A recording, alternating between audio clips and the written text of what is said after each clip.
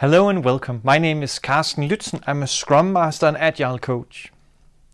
Today I'll share some thoughts that I had in a discussion with one of my really great co-workers, Christoph.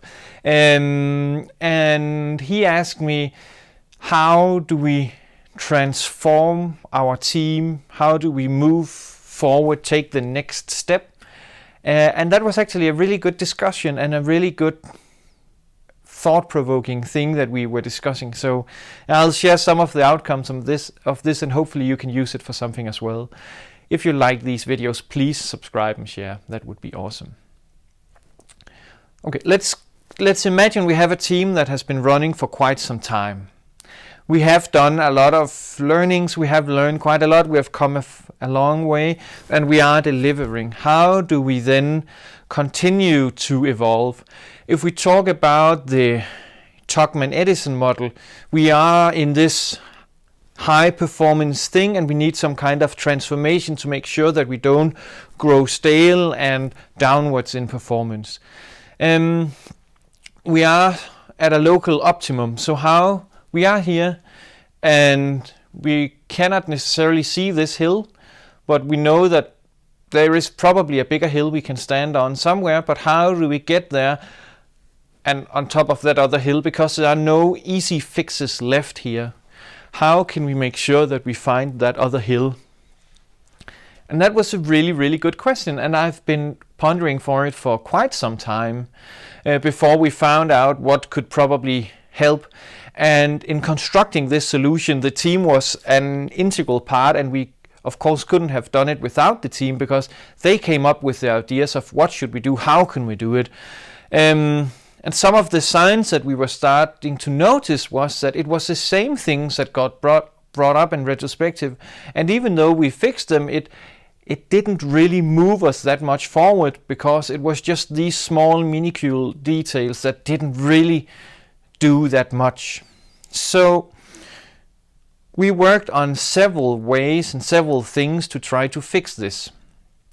One of them was to revisit our ways of working and our working agreement, meaning what needs to be true for us to take this into a sprint? What needs to be true for us to take this into ready for acceptance, or what needs to be true for us to take it into ready for review, or whatever we have in our workflow?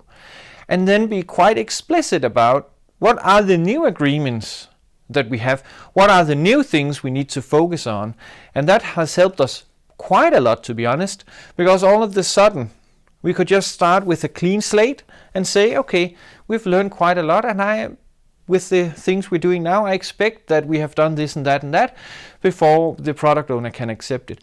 And getting everything mapped out visibly again really helped us quite a lot. And another thing we also started to do more was to play much more with our product, making sure that we had it in our hands. Try out the web page, try out the system that we're building. Make sure that the development team is also super users, so they have a really good idea of what is working and what is not working, because that also gives them a much higher sense of ownership, and they know what are the biggest pain points we need to address. And that is one of them. And the last, of course, go see an end user test. See people actually using the product. How are they using it? Are they using it as we thought? And have the developers see what the customer sees and experience the same joy and the same pain points. That also again heightens awareness and make us hopefully move from this hilltop to this hilltop. But as you can see on this drawing, the road there is probably lower performance for us at some time. We need to take out time in our velocity to revisit all this. But I truly believe that the end and the outcome is much greater, and we'll have a much happier team that really feels empowered and owning their process. And for me, that is worth everything. And all of this, to be honest, just boils down to the fact that we need to experiment much more. And that's a note to me, it's at least that I need to experiment much more with tweaks to make sure that we don't get stuck on a hill again. But of course, with so many other things, it's easier said than done.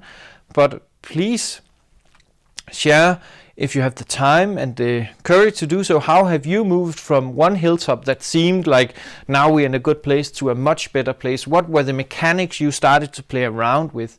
Because I'm really eager to learn. Yeah. And then, as always, please subscribe and share, and comments, question, ideas and feedback are more than welcome. Have a nice day.